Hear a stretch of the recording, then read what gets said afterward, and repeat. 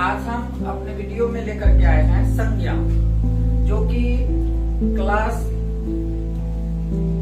8, 9, 10th, 11th, 12th सभी के syllabus में ये दिया गया है और इसकी जानकारी होनी भी जरूरी है, क्योंकि यह हमारे व्याकरण का बेसिक चीज है। ये जो है ये हर जगह पर जरूरत पड़ती रहती है। इसलिए आज हम सबसे पहले अपना जो व्याकरण का क्लास स्टार्ट करेंगे वह करेंगे इससे भाई संज्ञा। तो सबसे पहली बात आती है कि संज्ञा हम किसे कहते हैं, संज्ञा किसे कहते हैं। तो हमारा प्रश्न आता है कि संज्ञा किसे कहते हैं। सबसे पहला प्रश्न, सबसे पहली बातें आती है कि संज्ञा के विषय में हमें जानकारी होनी चाहिए। तो संज्ञा किसे कहते हैं, संज्ञा किसे कहते हैं, ये बातें आती है। ठीक है, तो इसका जब हम आंसर लिखते हैं तो क्या लिखते हैं कि संज्ञा किसी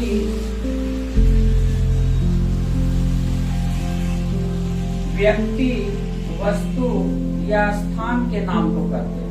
व्यक्ति, वस्तु, स्थान या भाव के नाम को, भाव के नाम को संज्ञा कहते हैं, संज्ञा कहते हैं। ठीक है, तो ये बात आ गई कि संज्ञा किसे कहते हैं। तो संज्ञा किसी व्यक्ति, वस्तु, स्थान या भाव के नाम को संज्ञा कहते हैं। तो हम लोग सारे चीजों से अवगत हैं। व्यक्ति नाम होता है, राधा, मोहन, सीता, गीता, अनीता, ललिता, ये क्या हुआ, व्यक्तियों का नाम हुआ। उसके बाद वस्तु का नाम आप देखते हो तो वस्तुओं का नाम तो जो है जैसे मकान होता है, दुकान होता है ना, कुर्सी होते हैं, टेबल होते हैं, तो ये सब जो है हमारे वस्तु होते हैं। उसके बाद कहता है स्थान। स्थान में जैसे कि आप तारापुर के निवासी हैं, तारापुर डालते हैं, मुंगेर डालते हैं, चेन्नई डालते हैं, तमिलनाडु डालते हैं, ये सभी स्थान के नाम होते हैं। और भाव, भाव क्या होता है, तो जैसे कि भलाई हो गया, बुराई हो गया, अच्छाई हो गया, तो ये सभी भाव के अंतर्गत आते हैं। तो संज्ञा किसे कहते हैं भाई, तो संज्ञा किसी वस्तु, व्यक्ति या स्थान या भाव के नाम को हम लोग संज्ञा कहते हैं। अब जैसे देखिए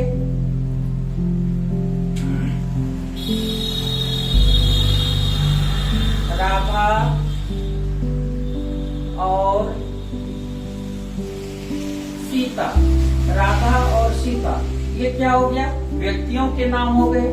तो इसमें हम लोग इंडिकेट कर देते हैं व्यक्तियों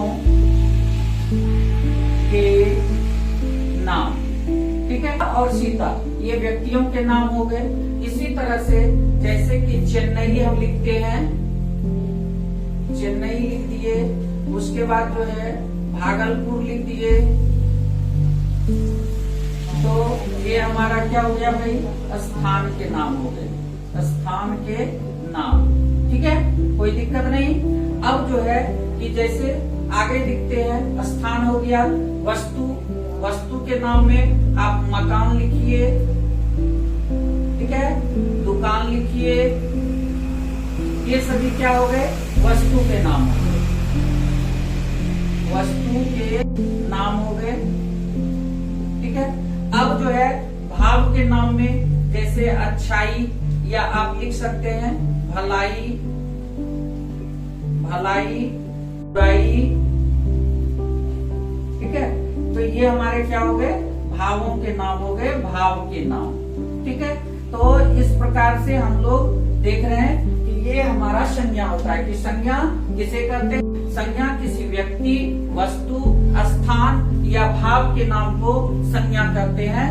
और जो है संज्ञा जब भाव के नाम को कहते हैं, तो जैसे राधा और सीता, ये व्यक्तियों के नाम हो गए, चेन्नई, भागलपुर, ये स्थान के नाम हो गए, मकान, दुकान, ये जो है आपके वस्तु के नाम हो गए, भलाई है, बुराई है, ये हमारे भाव के नाम हो गए। अब बात इसके आगे जब बढ़ती है तो हमारी बातें आती है कि संज्ञा को दो भागों में बांटा गया है। संज्ञा को जो हमारे व्याकरणाचार्य ने इसको क्या किया है कि दो भागों में परिणत किया है। अब हम इसके बाद जो है कि जानकारी हासिल करेंगे कि संज्ञा को किन किन दो भागों में पहले बांटा गया है। तो चलिए इसके बाद वाले तो हम जानकारी यहाँ पर ले लेंगे कि संज्ञा को किन दो भागों में बांटा गया है। आइए चलते हैं, उसकी आगे जानकारी लेते हैं। कोचिंग तो खुला हुआ है। तो चलिए आज अभी हम लोग देखते हैं कि संज्ञा का बंटवारा। तो संज्ञा को दो भागों में बांटा गया है। सबसे पहले संज्ञा को दो भागों में बांटा गया। पहला भाग जो आया वह प्राचीन मान्यता के आधार पर आया। कौन सी मान्यता के आधार पर? हाँ, प्राचीन मान्यता के आधार पर। तो संज्ञा का जो बंटवारा हुआ तो पहला हुआ प्राचीन मान्यता के आधार पर। प्राचीन मान्यता के आधार पर। और दूसरा जो हुआ वह हमारा हुआ आधुनिक मान्यता के आधार पर। इस पर हुआ भाई आधुनिक मान्यता के आधार पर। आधुनिक मान्यता के आधार पर। आधुनिक मान्यता के आधार पर।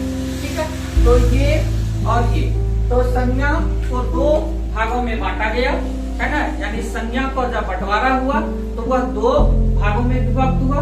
पहला जो हुआ वह प्राचीन मान्यता के आधार पर है ना, और दूसरा जो हुआ वह बना आधुनिक मान्यता के आधार पर। प्राचीन मान्यता के आधार पर संज्ञा के 5 भेद हुए। प्राचीन मान्यता के आधार पर संज्ञा के 5 भेद हुए और आधुनिक मान्यता के आधार पर संज्ञा के 3 भेद हुए। तो ये बात समझ में आई कि प्राचीन मान्यता के आधार पर संज्ञा के 5 भेद बने और आधुनिक मान्यता के आधार पर संज्ञा के 3 भेद बने हैं। तो अब प्राचीन मान्यता के आधार पर संज्ञा के जो 5 भेद हैं उसको हम लोग लिखते हैं। आप लोग तो चलिए अभी हम बात कर रहे थे कि संज्ञा को जो बांटा गया है वह दो भागों में। पहला जो है प्राचीन मान्यता के आधार पर और दूसरा जो था वह था आधुनिक मान्यता के आधार पर। अब प्राचीन मान्यता के आधार पर संज्ञा के कितने प्रकार होते हैं भाई? तो प्राचीन मान्यता के आधार पर संज्ञा के 5 प्रकार होते हैं। सबसे पहला जो हमारा होता है वह होता है जातिवाचक संज्ञा। दूसरा जो होता है वह होता है व्यक्तिवाचक संज्ञा। तीसरा जो होता है वह होता है भाववाचक संज्ञा। चौथा जो होता है वह होता है समूहवाचक संज्ञा। और 5वां और अंतिम जो होता है वह होता है द्रव्यवाचक संज्ञा। अभी हम लोग जो है कि ये देख रहे हैं कि ये प्राचीन मान्यता के आधार पर संज्ञा के भेद होते हैं। तो प्राचीन मान्यता के आधार पर संज्ञा के 5 भेद होते हैं।